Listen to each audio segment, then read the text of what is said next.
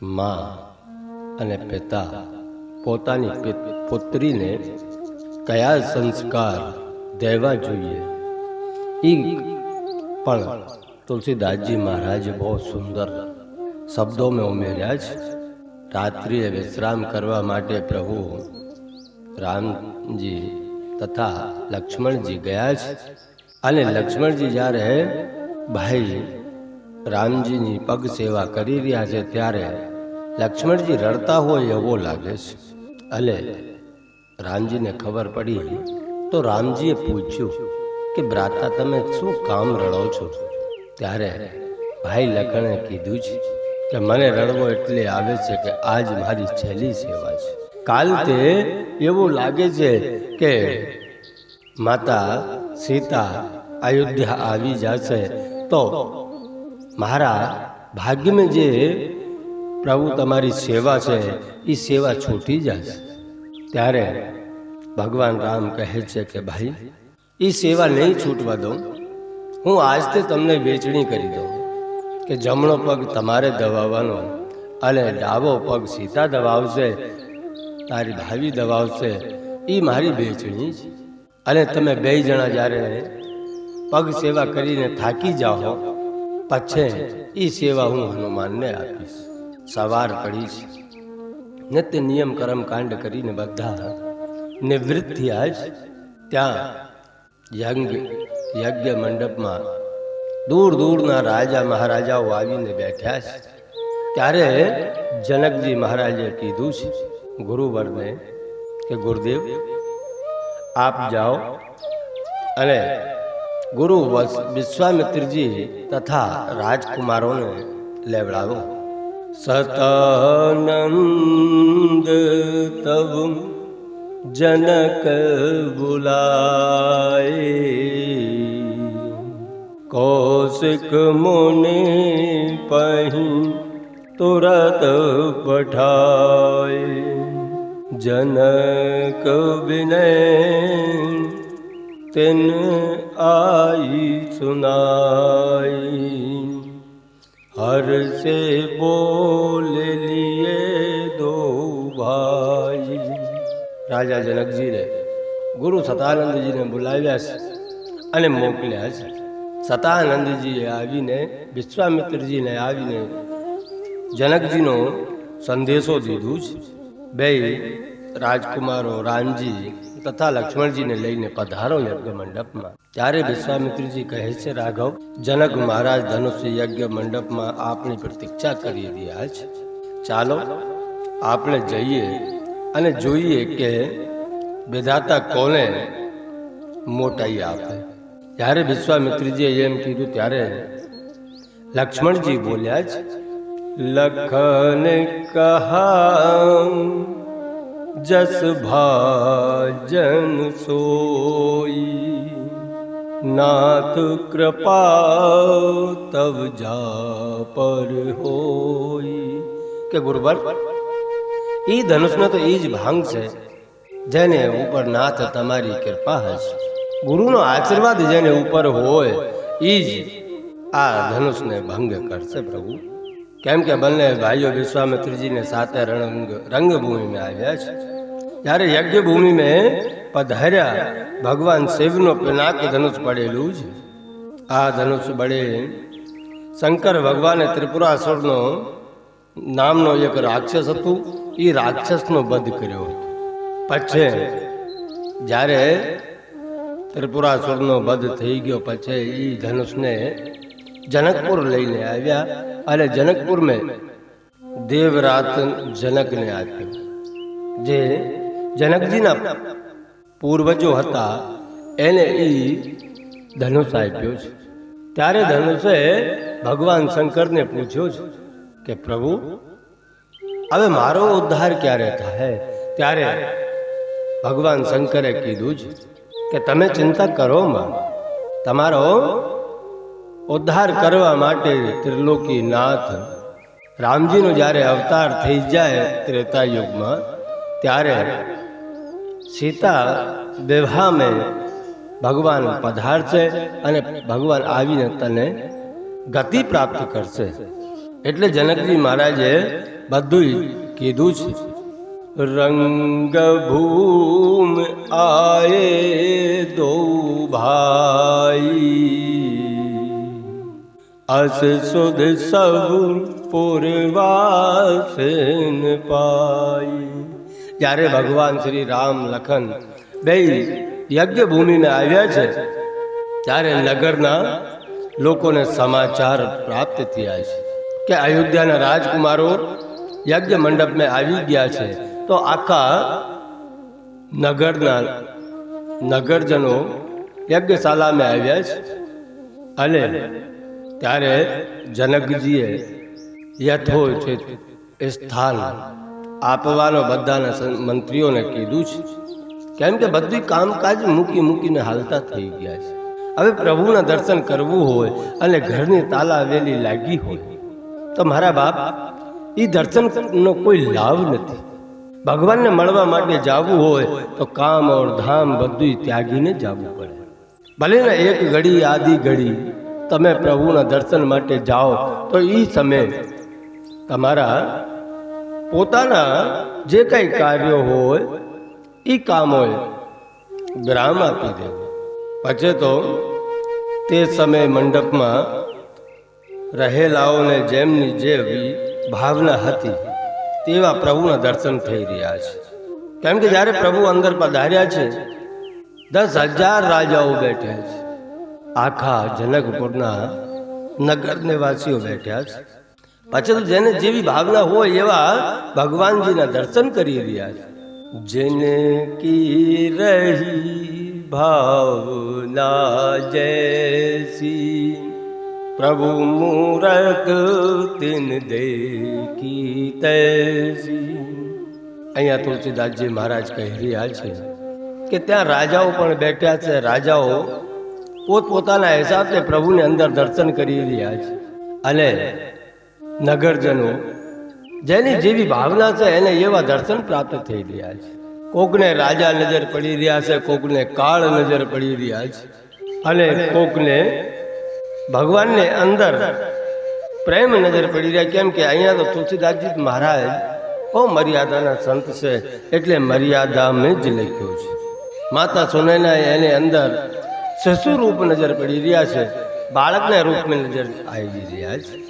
સહેત વિદેહ બિલો કહી રાની, શિશુ સમ પ્રીત ન જાય વખાની.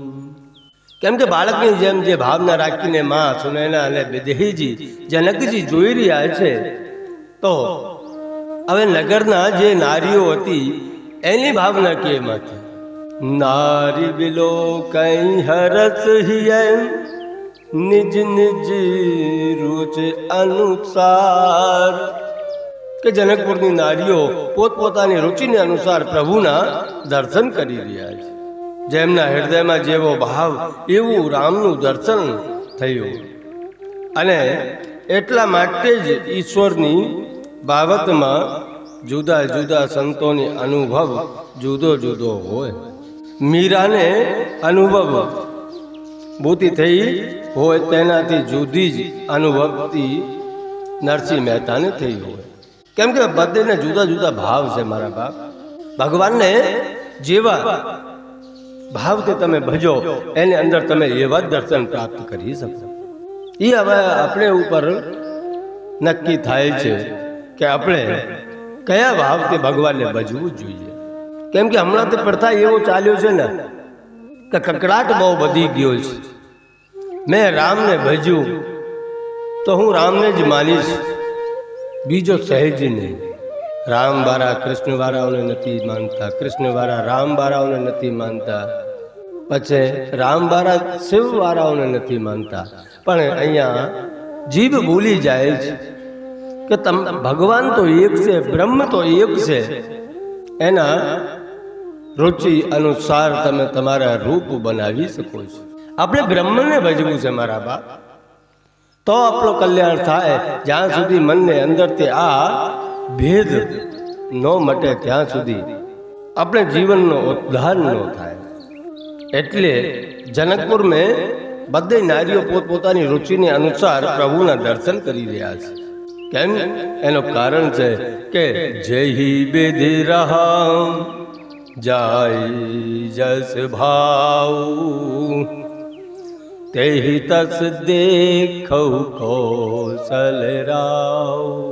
જેને જેવા હિસાબથી ભગવાનને જોયા છે એને એ દર્શન પ્રાપ્ત થયા છે. અહીંયા પછી જ્યારે ભગવાન રામજી, લખનજી, ગુરુવર, વિશ્વામિત્રજી આગળ વધ્યા છે. જેમ વિશ્વ વિજેતા આગળ આવી રહ્યા હો એવી રીતે બધા આખી સભાની નજર પ્રભુને ઉપર પડી છે. એમાંય જનકજીએ બધાથી અલગ એક મંચ બનાવેલો છે. સવ મંચન તે મંચ એક સુંદર વિસદ વિશાલ મુનિ સમેત દો બંધુ તે બેઠા રે મહીપાલ. અહીંયા યજ્ઞ મંડપ મેં બધે કરતા ઊંચો ને બહુ સુંદર મંચ બનાવેલો છે. ત્યાં બે ભાઈઓ સહિત ગુરુવરને બેસાડ્યા છે. એનો કારણ મને તો એવું લાગે છે કે સંતો કહે છે કે જનકજીને પહેલેથી જ ખબર હતી એટલે સન્માનમાં ઊંચો મંચ બનાવવામાં આવ્યો છે. જનકજીને એમ થયો હતા કે આ બ્રહ્મ છે. કેમ? કારણ એટલું હતું, જ્યારે જનકજી વિશ્વામિત્રજીને મળવા માટે ગયા હતા ત્યારે ઓળખાણ બ્રહ્મની યાદી હતી. એટલે શાયદ એટલે એને વિશ્વાસ થઈ ગયો હોય કે બ્રહ્મ આવી ગયો છે અને એ જ ધનુષ તોડશે. એટલે એને કરતા બધે કરતા ઊંચો મંચ ગુરુજી માટે અને રાજકુમારો માટે બનાવી આપ્યો. એક તો એવી ભાવના હતી અને બીજી આખા જનકપુરના નગરના જે નર નારીઓ હતા એ લોકોને વિશ્વાસ થઈ ગયો. મનને અંદર વિશ્વાસ હતું જ કે આ ધનુષને રામ જ તોડશે, બીજો કોઈ નહીં તોડે. અસ પ્રતીત સબકે મન માહી રામ ચાપ તો રવ સક નાહી. કે રામજી જ આ ધનુષને તોડશે, બીજો કોઈ નહીં તોડે, એને કઈ શક નથી. જાન સુ અવસર સિય તવ પટય જનક બોલાય ચતુર સખી સુંદર સકલ સાદર ચલી લવાય. ત્યાં શું અવસર જાણીને જનકજીએ સીતાજીને બોલાવવા મોકલ્યા છે ને શ્યાની સખીઓ બધે માતા જાનકીએ યજ્ઞ મંડપને લઈને આવ્યા છે અને જ્યાં એની વ્યવસ્થા કરવામાં આવી ત્યાં માતા જાનકીને આસન દીધું, ત્યાં બેસાડ્યા છે. પછી જનકજીને સૂચનાથી તેમના બંદીજનો ઊભા થઈને મહારાજ જનકજીની જે પ્રતિજ્ઞા છે એ પ્રતિજ્ઞાને કહી રહ્યા છે. નૃપ ભુજ વલ વિદુ ऋष शिव धन राहु गरु कठोर विदित सब काहू रावण बाण महावट भारे देखो सरासन गवही सिधारी. कहे राजाओ, आप जुदा जुदा खंडों में ते आजा छ. અત્રે પધાર્યા આપનું બાહુબલ તો પૂર્ણિમાના ચંદ્રને સમાન છે. આપ સો આપને શક્તિનો દર્શન કરાવો. હે રાજવીઓ, આ શિવ ધનુષ સાક્ષાત રાહુ સમાન છે, જેને જોઈને રાવણ અને વાણાસુર જેવા મોટા યોદ્ધાઓ પણ સદાવી ગયા છે. અહીંયા તુલસીદાસજી મહારાજ કહે છે કે રાવણ જેવા ખાલી આવીને અને શિવ ધનુષને જોઈને એને એની પોતાની શક્તિનો ને ધનુષનો બેનો અનુમાન થઈ ગયો તો એને હાથ જોડીને જ જાતા રહ્યા.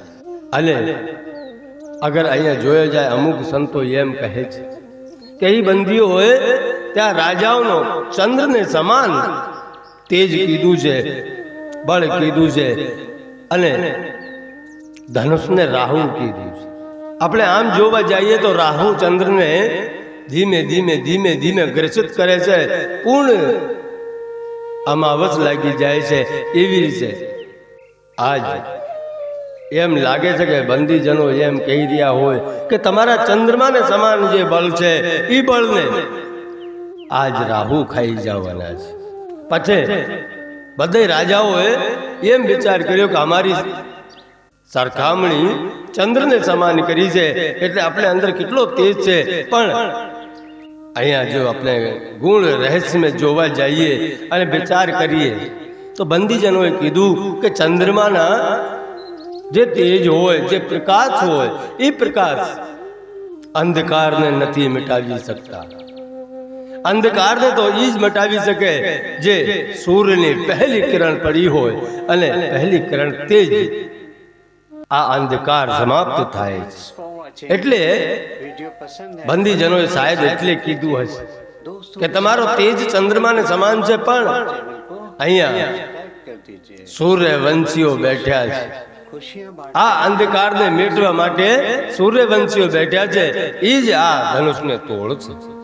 સોઈ પુરાર કો દંડ કઠોરા,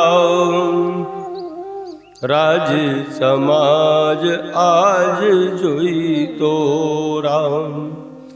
ત્રિભુવન જય સમેત બેદેહી, बिनहि विचार बरई हटते.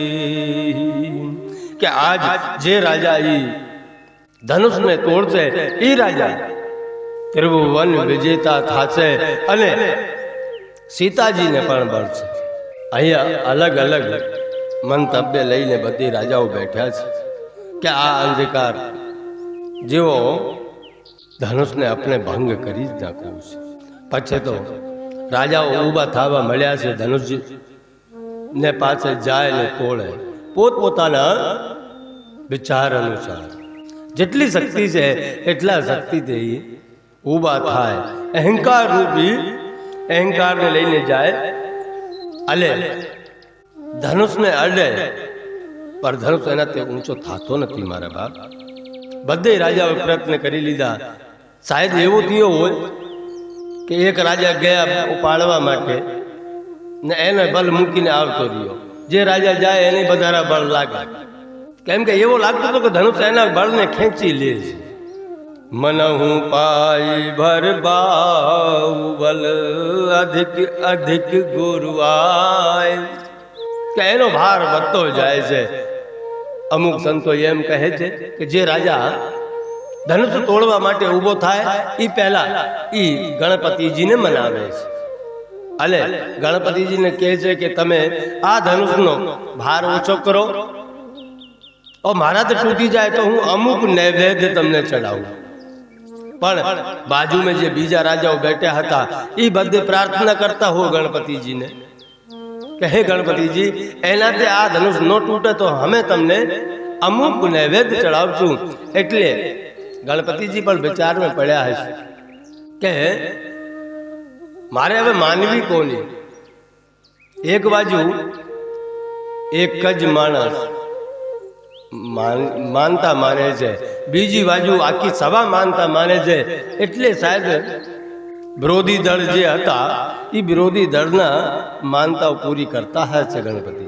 ધીમે ધીમે બધા રાજાઓ પોતપોતાના બળ દેખાડતા ગયા છે અને કોઈ તો એ ધનુષ તૂટાતું નથી, ધનુષને હલાવી નથી શકતા.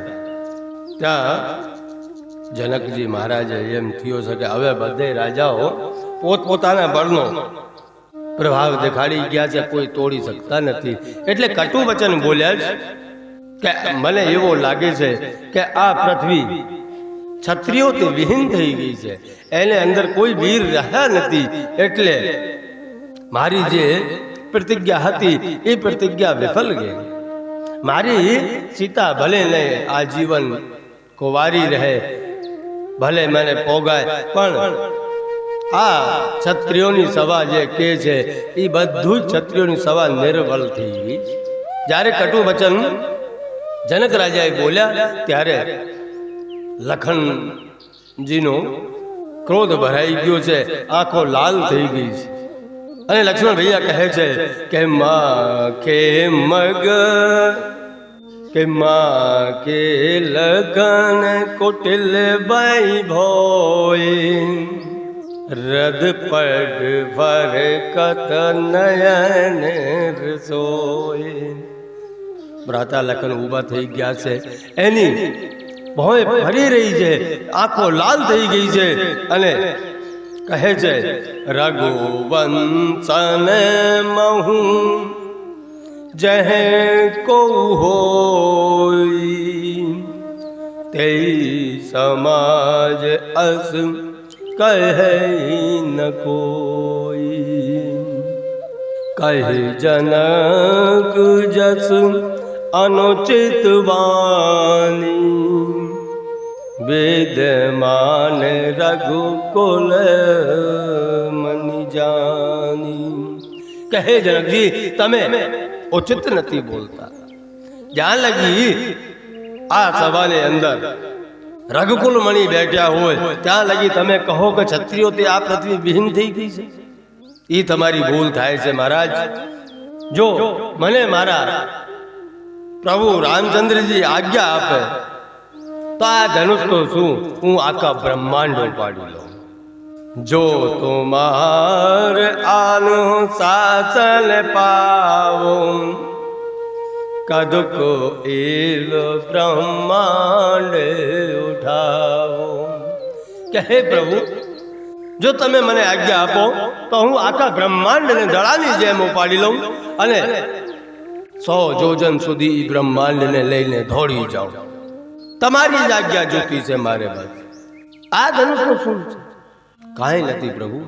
ત્યારે થોડા ક્રોધને લખનજીને જોયા છે અને કીધું છે કે જનકજી તમે એમ વિચાર નહીં કરતા કે આ ક્ષત્રિયો તે વિહીન પૃથ્વી થઈ ગઈ છે, હજી રઘુકુલના મણી બેઠ્યા જ છે. ત્યાં ભગવાન શ્રી રામે સમજી ગયા અને લખનને ઇશારા કરીને કીધું બેહી જાઓ. ખાલી ઇશારા મેં સમજાવ્યા છે કે ભાઈ લખન જ્યાં સુધી ગુરુવર બેઠ્યા છે ત્યાં સુધી આપણે બોલવું ઉચિત નથી. કેટલા તમે જો ખરા મર્યાદામાં કેટલા બોલે છે પ્રભુ. એમાં તો એક એક વસ્તુ આપણે લેવા જેવી છે કે જ્યાં લગી ગુરુજી બેઠ્યા છે ત્યાં સુધી આપણે બોલવાની આજ્ઞા નથી. એટલે લખન તમે બેહી જાઓ. સય નહીં રઘુપતિ લખન નિવારે પ્રેમ સમેત નિકટ બેઠા રે. એ સારા મેં કહી દીધું છે. એટલે અમુક સંતો તો એમ કહે છે કે આ જે સારો હતું એ સારા લક્ષ્મણ માટે નહોતા, એ સારા તો ખાલી ગુરુજી માટે હતા કે ગુરુજી હવે બહુ મોડો થાય છે, તમે આજ્ઞા આપો. અલે ત્યાં વિશ્વામિત્રજીએ પ્રભુ રામજીને કહે છે કે વિશ્વામિત્ર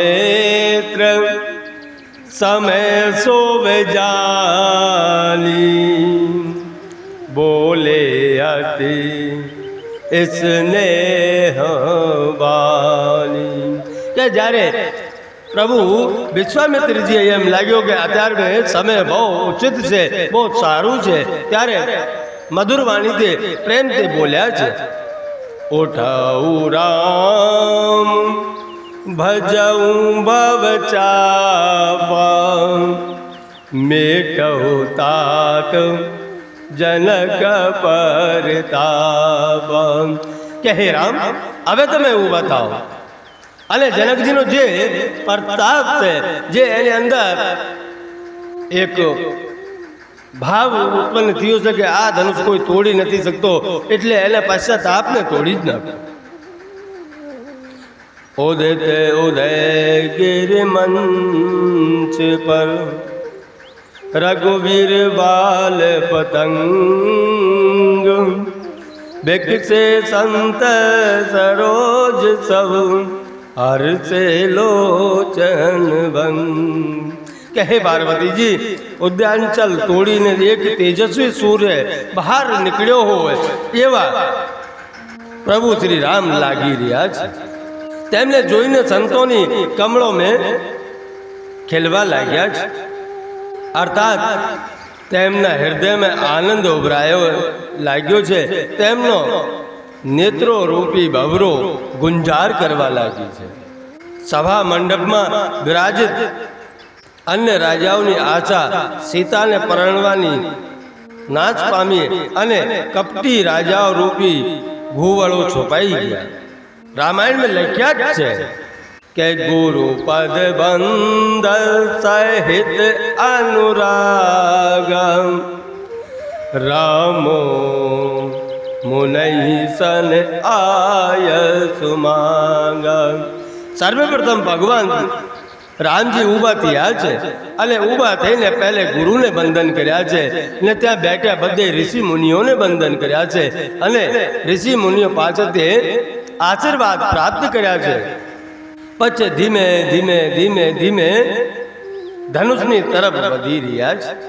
ત્યાં માતા સુનૈનાજી મનમાં વિચાર કરી રહી છે કે કોક સમજાવો ગુરુજીને. આ નાનકડો જેવો બાળક અને એને કેવી હટ પકડી છે કે એટલા મોટા મોટા રાજાઓ ધનુષ તોડી નથી શક્યા, ઉઠાવી નથી શક્યા, ને આ ગુરુજીને કોઈ સમજાવો ને કે નાના બાળકને કેમ મોકલે છે, શું કામ હસી કરાવવા માટે બાળકને મોકલે છે. સખી સબ કૌતુક દેખ નિહારે જેવું કહાવત હે તો હમારે. ત્યાં માતા સુનૈનાજી કહી રહી છે કે હે સખીઓ, આ કૌતુક જોવા વાળા કેવા જોઈ રહ્યા છે, આ આપણે હેતમે નથી. આ નાનકડા જેવા બાળકો અને ગુરુને કેવા મોકલ્યા છે. કો ન બુજાય કહે ગુરુ પાય, કે કોઈ જાઓ અને ગુરુજીને જઈને સમજાવો ને. ये बालक असी हट भलनाई, આવી હટ હારી નહીં, કોઈ જઈને ગુરુજીને સમજાવો. અને પછી તો પ્રભુ શ્રી રામ ધનુષને પાસે પહોંચ્યા છે અને ધનુષને જઈને પ્રણામ મનોમન પ્રણામ કર્યા. આખી સભાને જોઈએ અને ભગવાન ત્યાં ઊભા ઊભા થોડો વિલંબ કરે છે. પણ માતા જાનકીજી મનમાં વિચાર કરી રહી છે કે પ્રભુ તમે ગમે તેટલા વિલંબ કરો, પણ હું પૃથ્વીની પુત્રી છું, ધૈર્ય રાખતા મને આવડે છે, સહનશીલતા મને છે, એટલે તમે એની ચિંતા નહીં કરતા. કારણ એટલું છે કે પ્રભુ જો તમે જેટલી વાર લગાડશો એટલી લગાડો, પણ મારો વિશ્વાસ નહીં તૂટે. કેમ? એનું કારણ છે કે માતા જાનકી શાયદ એમ કહેતી હશે, પણ અમુક સંતો એમ કહે છે કે માતા જાનકી જે ધરતીને જોઈને કહે છે કે પ્રભુ જો તમે ધનુષ ન તોડો તો હું પૃથ્વીની પુત્રી છું, એટલે હું પૃથ્વીમાં સમાઈ જશું. પણ અહીંયા જે સુનૈના માતાજીના જે મનની અંદર ભાવ હતું કે આ નાના બાળક છે એ શું ધનુષ તોડી શકે, એને ઉપર મને એક બહુ સરસ મજાનો વાત યાદ આવે છે કે બે ઘર હતા. દેવયોગ એવો થયો કે બે ઘરોમાં એક જ દિવસે એક જ સમય બે બાળકોનો જન્મ થયો. અને એ બાળકોનો જન્મ થયા ને ધીમે ધીમે મોટા થવા મળ્યા. એક જ નિચારમાં બેસાડ્યા, ભણતા ગયા. છઠ્ઠા ધોરણમાં થયું એવું કે એક બાળક એમાં નાપાસ થયો ને એક પાસ થયો. અને જે બાળક નાપાસ થયો એ બાળક ઘરે જ્યારે આવ્યા ત્યારે એને પોતાના પિતા એને કહે છે કે ભાઈ તું કેમ માર નાપાસ થયો? પહેલો ભાઈ તારે જોડે જ જન્મ્યો છે, તારા જેવો જ છે, અને તમે બે એક જ નિચારમાં ભણો છો. ઓલો પાસ થઈ ગયો ને તું કેમ નાપાસ થયો? ભાઈ ઓલા ભાઈ ભલે નાપાસ થયો પણ એને જવાબ બહુ સુંદર આપ્યો હતો. એને પોતાના પિતાને પૂછ્યું કે પિતાજી મારે એક પૂછવું છે કે શું કે તમારી જન્મ તારીખ શું છે? તો ઓલાએ કીધું કે 2 ઓક્ટોબર. મારી તારીખ 2 ઓક્ટોબર છે. ત્યારે ઓલા બાળકે કીધું પપ્પા તમારી તારીખ 2 ઓક્ટોબર છે એટલે મહાત્મા ગાંધીજીની પણ તારીખ 2 ઓક્ટોબર હતી. એને આખો સંસાર ઓળખે છે, તમને કોણ ઓળખે છે? તમને કોઈ ચા પીવા માટે પાડોશી નથી બોલાવતા. એટલે મારો કહેવાનો મતલબ એવું નથી. દરેક માણસની અંદર ખૂબીઓ અલગ અલગ હોય. માતા સોનેલાજીને કોઈ સમજાવવા વાળા નથી કે આ પૂર્ણ બ્રહ્મ છે, બાળક નથી. એટલે એની ક્ષમતા એની પાસે હતી. પાછે તો ભગવાન શ્રી રામ માતા જાનકીને જોવે અને માતા જાનકીજીને ઘણા વ્યાકુલ જોતા. પ્રભુએ હવે બહાર લગાડતા નથી. ત્રસિત વાર બિનુ જોતન ત્યાગ મુહે કરે કા સુદા તળાગ. કે પ્રભુ વિચાર કરી રહ્યા છે કે હવે જો હું વિલંબ કરશું ને તો શાયદ સીતાજીના પ્રાણ નીકળી જશે. હવે હું વિલંબ નહીં કરું. તે છતરાગ મધ્ય ધન તોરા ભરે ભુવન ગુણ ધાર કઠોરા. ધનુષ ભંગના કઠોર અવાજથી સૂર્યનારાયણના રથના ઘોડાઓ જ્યાં ત્યાં ભાગવા મળ્યા છે. કેમ કે ભગવાને ખાલી પલકનો ઝબકારો થાય એટલી જ વાર ધનુષને ઉપાડી લીધું અને ઉપાડીને ચાપ ચડાવવા ગયા એટલે ધનુષ તોડી નાખ્યો અને તોડીને જમીન ઉપર ફેંક્યા છે. અને જમીન ઉપર જ્યારે ધનુષ પડ્યો આખા બ્રહ્માંડમાં આવાજ ગૂંજી છે. અને આકાશમાં બ્રહ્માંડમાં જ્યારે આવાજ ગૂંજી ત્યારે જે સૂર્યનારાયણના રથના ઘોડાઓ હતા એ રથના ઘોડાઓ પોતાની દિશા જ ભૂલી ગયા છે. ગભરાઈને જ્યાં ત્યાં દોડવા મળ્યા છે.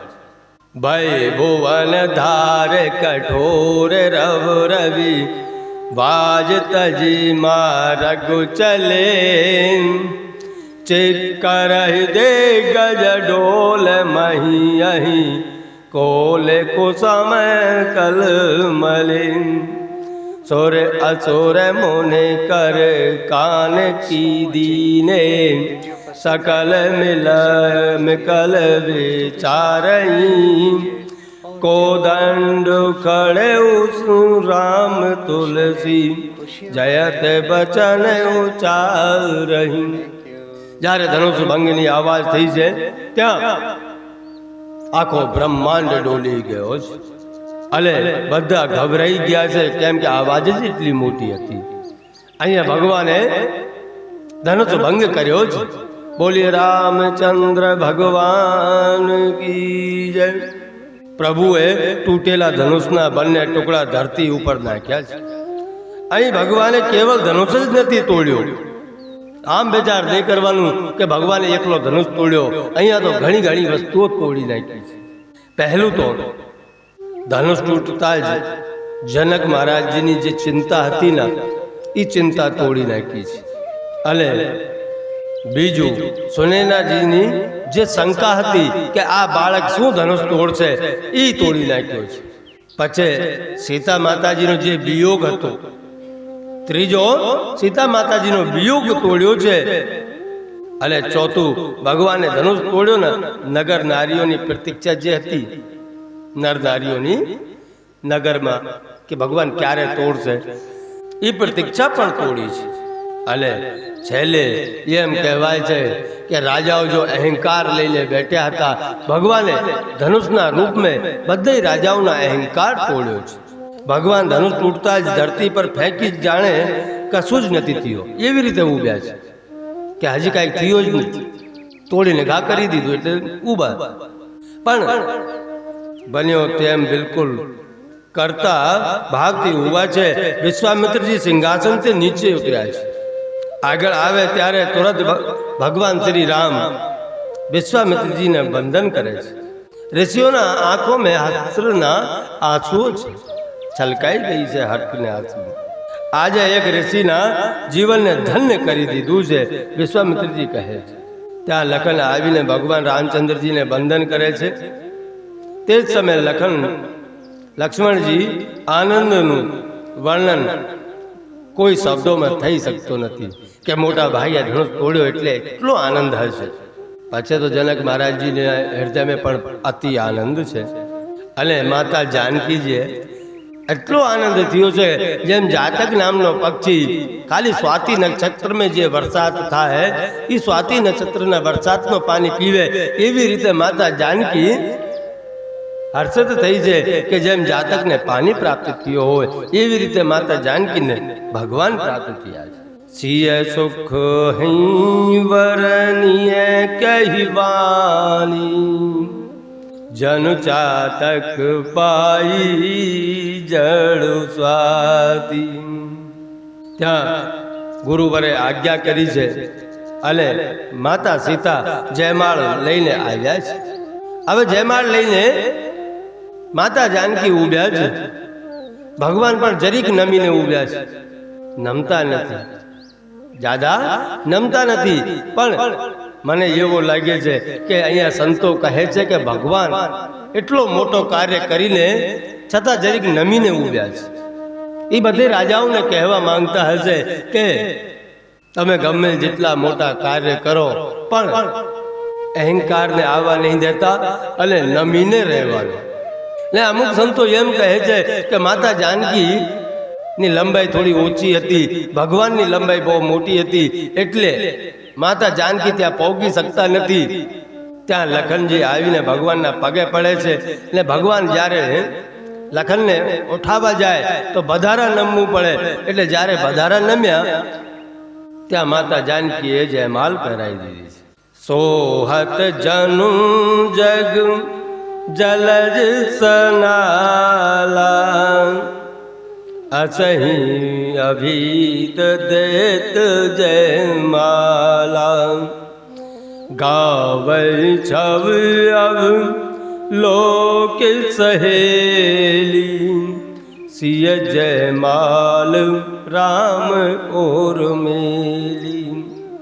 માતા જાનકીએ ત્યાં ભગવાનને જયમાલ પહેરાવી દીધી છે અને જયમાલ પહેરાવ્યા બાદ જે ત્યાં એની સહેલીઓ હતી બધે મંગલ ગીતો ગાવા મળ્યા છે.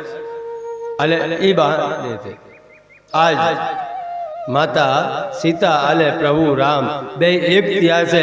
એટલે આજથી તમે પણ એક ભજન બહુ સુંદર ગાઈ શકો છો કે રઘુપતિ રાઘવ રાજા રામ પતિત પાવન સીતારામ. કેમ કે સીતારામ આજે એક થયા છે, આજે એક થયા. ત્યાં ભગવાન કહે છે કે નામ સ્મરણ કરતા રહો. આપણે જેટલા નામ સ્મરણ કરશું એટલા આપણે જીવનને ધન્ય બનાવી શકીએ. કેમ કે નામને આધારે જ આ સૃષ્ટિનું સંચાલન થાય છે. આજે બેયના નામ એક થયા છે, સીતારામ સીતારામ સીતારામ. અત્યાર લગી પ્રભુ ખાલી રામજી હતા પણ આજે સીતારામજી થયા છે. એટલે નામની મહિમા તુલસીદાસજી બહુ સરસ મજાની કીધી છે. એમાં એક સંત હતા. એ સંત કાયમ પોતાના પ્રવચનોમાં પ્રભુના નામ ઉપર વધારે પ્રભાવ રાખે, પ્રવચન થોડા ઓછા કરે અને ધૂન સત્સંગ વધારે કરાવે. ત્યાં એક વેદાંત બુદ્ધિવાળા જે વેદાઓને જાણનારા હતા એવો એનો એક શિષ્ય ત્યાં કાયમ આવે અને ક્યારે ક્યારે પૂછે, બાપજી તમે કાયમ અહીંયા રામધૂન લેવડાવો છો ને બધે વધારે તમે ધૂન જ ગવડાવો છો, એનો અર્થ શું? અરે એને કાંઈક પ્રવચન આપો, એના જીવનની અંદર કાંઈક પરિવર્તન આવે એવું કાંઈક કરો ને બાપજી. આ નામ લેવડાથી ફાયદો શું? પણ એ સંત એને કાંઈ જવાબ ન આપે. થોડાક સમય થયો એમે બન્યો એવો કે કહેતા ઓલા ભાઈ થાકતા નહોતા, કાયમ આવે કાયમ કે. પણ દેવ યોગે બન્યો એવો કે સત્સંગ ચાલુ હતો, રામધૂન ચાલુ હતી, સંતજી બેઠા છે સત્સંગમાં શાંતિથી અને નામ લેવડાવી રહ્યા છે. પછી તો એ ભાઈને તે દિવસ મોડો થઈ ગયો અને મોડો થયો ત્યાં એ આગળ આવવા માટે બધીને બીચમાંથી હટાતા આગળ આવતા હતા. અને એ જ્યારે આગળ આવતા હતા ત્યાં ઓલા સંતની નજર પડી અને એને એ ભાઈને ખાલી એટલું કીધું, એ સાલા કહા જાય, બેઠ વહીં પર, એટલું કીધું. અને એને ખોટું લાગ્યું, શરમ આવી. એટલે ભાઈ તે દિવસ તો ત્યાં બેઠી ગયો, પણ બીજા દિવસ તે આવવાનો બંધ થઈ ગયો. ધીમે ધીમે કરતા 15 દિવસ નીકળી ગયા પણ ઓલા ભાઈ નજર ન પડે. એ ભાઈ નજર નહોતો પડતા ત્યારે 16મે દિવસે એ ભાઈ આવ્યા, બાપજીને બંધન કર્યા, આવીને બેઠ્યા. અને એ સંતે એ ભાઈને પૂછ્યા કે ભાઈ તું 15 દિવસથી આવતો કેમ નથી? આજકાલ ક્યાં રહે છે? ક્યાંય બહાર ગામ ગયા હતા?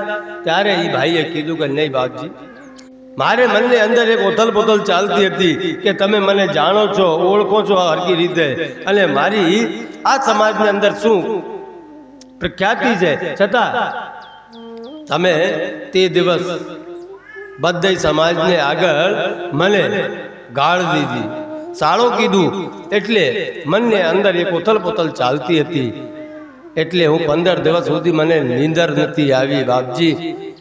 હવે હું 16મે દિવસે તમારી પાસે આવ્યો છું, તો મારે હવે એ પૂછ્યું તમે ગાળ કેમ દીધી?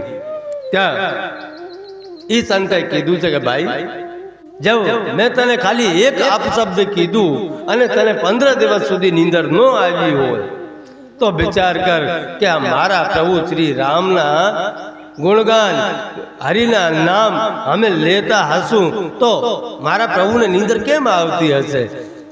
એટલે આ નામની મહિમા છે પ્રભુ. તમે જેટલો નામ લેશો એટલો તમારા માટે જ સારું છે. આપણે 5 મિનિટ હરે રામ રામ રામ સીતા રામ રામ રામ, હરે રામ રામ રામ સીતા રામ રામ રામ, હરે રામ રામ રામ સીતા રામ રામ રામ, હરે રામ રામ રામ સીતા રામ રામ રામ. આવી રીતે તમે પ્રભુના જો નામ લેતા હશો તો છેલ્લી શ્વાસે તમને પ્રભુનું નામ લેવાનો આવશે. નહીં તો તમને ગમે જે કહેશે ને, આખા જિંદગી તમે નામ ન લીધું હોય અને કોક આવીને કે હવે ભાઈ છેલ્લી ગતિ છે, છેલ્લો શ્વાસ છે, લે રામ નામ બોલો, તો કોઈ નહીં બોલે મારા બાપ. આપણે દેહાતીમાં એક કહાવત છે કે એક રામૈયો હોય, વડીલ આપણા મૃત્યુની પથારી ઉપર પડ્યા હોય, છોકરાને એમ થાય કે બાપાએ આખા જિંદગી નામ નથી લીધું ને હવે એને છેલ્લી ગતિએ આ રામૈયા में पानी पाइए तो ये कम से कम એટલો તો કહે કે આ રામૈયામાં પાણી હું કામ પાય, તો એ બહાનેથી પણ આપણો દાદાને રામનું નામ લઈને પોતાની શ્વાસા છોડશે તો એનો કલ્યાણ થઈ જશે. પણ જેને લીધું જ નથી નામ, એ છેલ્લી ગતિએ ક્યાંથી રામનું નામ લઈ શકે મારા બાપ? તમે એ રામૈયામાં પાણી પાવા જાઓ તો દાદા શું કે આ સપોરામાં પાણી મને હું કામ પાવ? કેમ કે સપોરો છે એને માટે. એટલે ધીમે ધીમે જે આપણે જીવનની અંદર પ્રભુ શ્રી રામને નામને જોડે જે પ્રેમ થશે અને છેલ્લી ગતિએ એ જ પ્રેમને આધારે પ્રભુ રામનું નામ યાદ આવશે. આખીએ જનકપુરમાં સીતા રામનો જય ઘોષ થાય છે. ધનુષ ભંગ પક્ષી વાતાવરણ મંગલમય હતું. તેવામાં તુલસીદાસજી લખે છે, અભિમાની અને તેજો દોષી રાજાઓએ બળવો કર્યો અને કહેવા લાગ્યા છે, લેવું ચઢાઈ સિય કહ કો ધરવા ધૌ નૃપ બાલક દો, તોરે ધનસ ચાળે નહીં સરાઈ, જીવત હમાઈ કુંવર કો વળાઈ. ત્યાં તો જે રાજાઓ બળાપો કાઢવા માટે બેઠા હતા એ માર્ગ વાતો કરવા મળ્યા છે કે નાના નાના બાળકો છે એને ધનુષ તોડી દીધું, શું કરી લીધું? સીતાને છીનવી લ્યો. અલે એ બે રાજકુમારોને બંધક બનાવી દો. લખન રોષ પાવક પ્રબળ જાની. ત્યાં તો લખનજી બધાની વાતો સાંભળીને અગ્નિ લાગી રહી છે. એને એટલી અગ્નિ લાગી કે બસ રહ્યો ન જાય, હમણાં જ મારા બધીનો સર્વનાશ કરી દેશે.